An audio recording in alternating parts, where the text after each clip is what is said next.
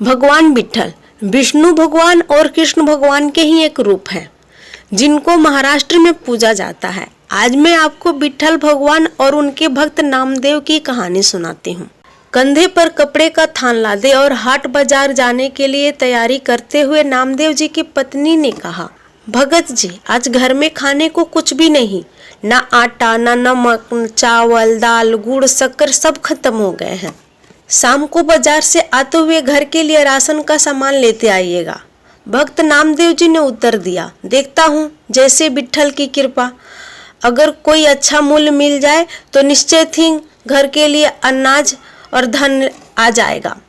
पत्नी बोली, भगत जी अगर अच्छी कीमत ना भी मिले तब भी इन बुने हुए थान को बेचकर कुछ राशन तो ले आना। घर के बड़े बूढ़े तो भूख बर्दाश्त कर लेंगे, पर बच्चे अभी छोटे हैं, उनके लिए कुछ तो लेके आना। जैसी विट्ठल की इच्छा, ऐसा कहकर भक्त नामदेव जी हाट बाजार को चले गए। बाजार में उन्हें किसी ने पुकारा, वाह साईं कपड़ा तो बहुत अच्छा है और इसकी बुनाई भी बहुत अच्छी है और थोक भी बहुत अच्छी लाई हो, तेरा परिवार बसता रहे। ये फकीर ठंड से कांप कांप कर मर जाएगा, दया करके घर में आ और रब के नाम पर 2 चादरों का कपड़ा इस फकीर की झोली में डाल दे। नामदेव जी ने पूछा, भक्त कबीर जी 2 चादरों में कितना कपड़ा लगेगा? फकीर ने जितना कपड़ा मांगा।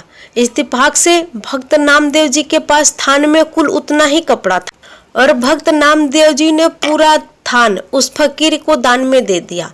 दान करने के बाद जब भक्त नामदेव जी घर लौटने लगे तो उनके सामने परिवारजनों की भूखे चेहरे नजर आने लगे। फिर पत्नी की कही बात याद आई कि घर में खाने के लिए कुछ नहीं है, दाम कम भी मिले तो बच्चों के लिए कुछ जरूर लेके आना। अब दाम तो क्या, थान भी दान जा चुका था। भक्त नामदेव जी एकांत में पीपल के छांव में बैठ गए और बोले, जैसे मेरे विट्ठल की इच्छा। अब जब सारी सृष्टि का सार पूरी वो खुद करता है तो मेरे परिवार का सार भी वही पूरा करेगा। और फिर भक्त नामदेव जी अपने हरि विट्ठल के भजन में लीन हो गए। अब भगवान कहाँ रुकने वाले थे। भक्त नाम जी ने सारे परिवार की जिम्मेदारी अब उनके ऊपर जो छोड़ दी थी। अब भगवान जी ने भक्त की झोपड़ी का दरवाजा खटखटाया। नामदेव जी की पत्नी ने पूछा, कौन है? नामदेव जी का घर यही है क्या? भगवान जी ने पूछा।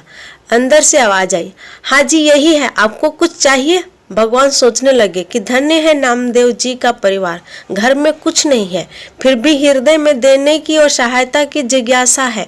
भगवान बोले, दरवाजा खोलिए। लेकिन आप कौन है? नामदेव जी की पत्नी ने पूछा। भगवान जी ने कहा, सेवक की क्या पहचान होती है भक्तानी?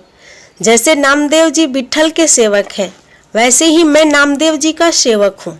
यह राशन का सामान रखवा लो। पत्नी ने दरवाजा पूरा खोल दिया। फिर इतना राशन घर में उतरना शुरू हुआ कि लोगों को घर में रहने की जगह कम पड़ गई। इतना सामान नामदेव जी ने भेजा है, मुझे नहीं लगता। पत्नी ने पूछा। भगवान जी ने कहा, हाँ भक्तानी, आज नामदेव जी का थान सच्ची सरकार ने खरीदा है। जो नामदेव जी का समर्थ था उसने वो भुगत दिया और अब जो मेरी सरकार का समर्थ है वो चुकता कर रहे हैं। शाम ढलने लगी थी, रात का अंधेरा अपना पांव पसारने लगा था। सामान रखवाते रखवाते पत्नी थक चुकी थी। बच्चे घर में अमीरी आते देख खुश थे।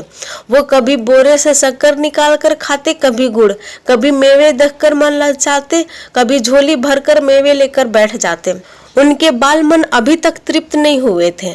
भक्त नामदेव जी अभी तक घर नहीं आए थे, पर सामान आना लगातार जारी था।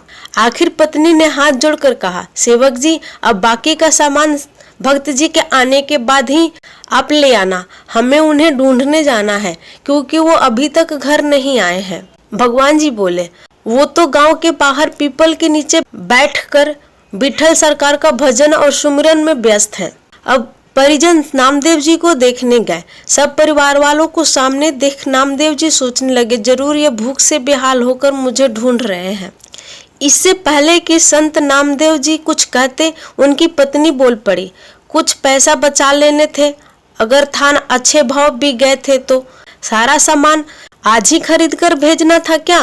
भक्त नामदेव जी कुछ पल के लिए विस्मित हुए, फिर बच्चों के खिलते चेहरे को देखकर उन्हें एहसास हो गया कि जरूर मेरे प्रभु ने कोई खेल कर दिया है।